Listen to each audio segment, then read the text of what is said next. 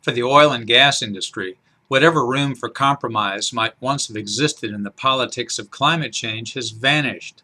President Barack Obama demolished it. With his proposal for what he describes as a $10 per barrel fee on oil paid by oil companies, the president sides with environmental extremists in conflict not only with Americans who bring oil products to market, but also with those who use them. To fund a 21st century clean transportation system, he wants to expropriate 1/3 of the recent value of crude oil from an industry in the throes of a market slump. His proposal would ravage prospects of 100,000 oil industry workers who have lost their jobs and of thousands still employed but justifiably worried. It would squelch the recovery of U.S. oil production that will happen when the market regains balance, and it would fleece consumers. They, not oil companies, ultimately would pay the fee.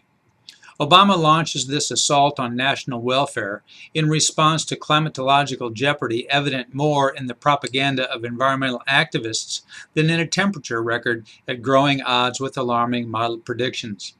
His probably ill-fated lurch offers one benefit. It illuminates the cost of aggressive climate precaution.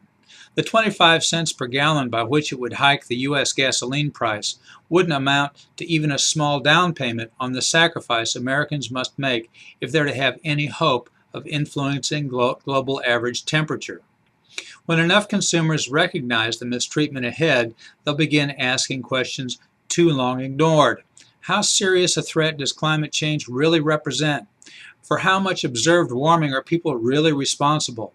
Can overhaul of the energy economy really make a meaningful difference? Oil companies have new reason to demand answer to these questions, to expose the political debate on climate for the sham that it has been, and to resist the stampede Obama wants to start. Their interests, and the interest of their consumers, depend on rescue of the issue from the distortions of zealotry.